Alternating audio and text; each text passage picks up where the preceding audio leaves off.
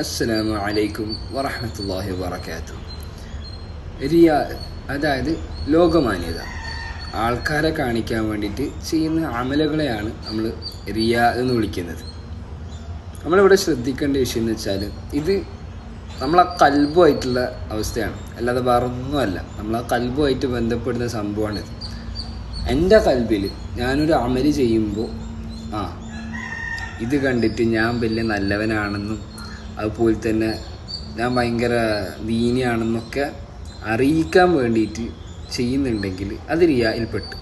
പിന്നെ ഒരു കാര്യം മനസ്സിലാക്കുക, അതായത് ഒരു വ്യക്തി ഇപ്പോൾ ഇൻസ്റ്റഗ്രാമിൽ പോസ്റ്റ് ചെയ്യാനും സ്റ്റോറി ഇടാനൊക്കെ തുടങ്ങി. പോരാത്തതിന് ആൾ അത്യാവശ്യം ഇപ്പോൾ ജമാഅത്തിനും പള്ളിക്കൊക്കെ വരാൻ തുടങ്ങി.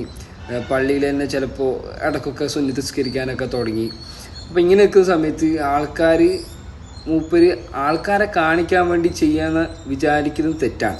കാരണം വെച്ചാൽ എൻ്റെ കൽബിൻ്റെ ഉള്ളിൽ എന്താണെന്നും നിങ്ങളുടെ കൽബിൻ്റെ ഉള്ളിൽ എന്താണെന്നും അത് എനിക്കും നിങ്ങൾക്കും മാത്രമേ അറിയുള്ളൂ, പിന്നെ റബ്ബിനും.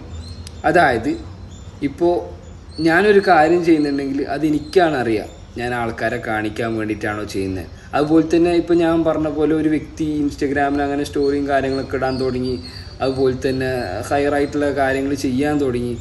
അപ്പോൾ അയാളുടെ മനസ്സിൽ എന്താണോ അയാൾക്കും റബ്ബിനെ അറിയുള്ളൂ, അത് വേറൊരു പുറത്തുള്ള ഒരാൾക്ക് അറിയില്ല. അതാണ് സത്യാവസ്ഥ.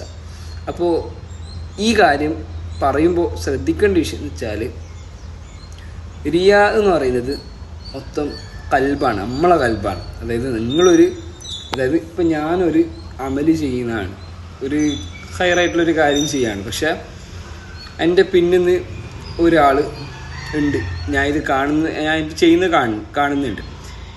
ഇത് കാണുമ്പോൾ ഞാൻ വിചാരിക്കുകയാണ് ഇയാളുണ്ടല്ലോ, അപ്പോൾ നമുക്ക് കുറച്ചും കൂടി നന്നായിട്ട് ചെയ്യാം. ഇങ്ങനെ തോന്നുകയാണെങ്കിൽ അത് റിയായിൽ പെട്ട്. അപ്പം തന്നെ നമ്മളെ നീയത്തിനെ മാറ്റാൻ വേണ്ടി നോക്കുക, പറ്റുന്നത്ര ശരിയാക്കാൻ വേണ്ടി നോക്കുക. അതുപോലെ തന്നെ ഒരു വ്യക്തി എൻ്റെ അടുത്തുണ്ട്, പിന്നെ ഞാൻ ഇടയ്ക്കൊക്കെ സുന്നത്ത് നിസ്കരിക്കുന്ന ഒരു വ്യക്തിയാണ്. പിന്നെ എനിക്ക് സുന്നത്ത് നിസ്കരിക്കണം തോന്നി. അങ്ങനെ നിൽക്കുന്ന സമയത്ത് ആ വ്യക്തി ഉണ്ടോണ്ട് ഇനിയിപ്പോൾ അയാൾ ദീനിയാണെന്ന് വിചാരിക്കണ്ടെന്ന് വിചാരിച്ചിട്ട് ആ സുന്നത്ത് ഒഴിവാക്കുന്നുണ്ടെങ്കിൽ അതും റിയായിൽപ്പെട്ട്. അതായത് ഇത്രേ ഉള്ളൂ, ഒരാൾ ബാക്കിയുള്ള ആൾക്കാർക്ക് വേണ്ടിയിട്ട് ഒരു അമല് ചെയ്യുകയാണെങ്കിൽ അതും റിയായിൽപ്പെട്ട്. അതുപോലെ തന്നെ ഒരു അമല് ചെയ്യാതെ നിൽക്കുകയാണെങ്കിലും അതും റിയായിൽപ്പെട്ട്.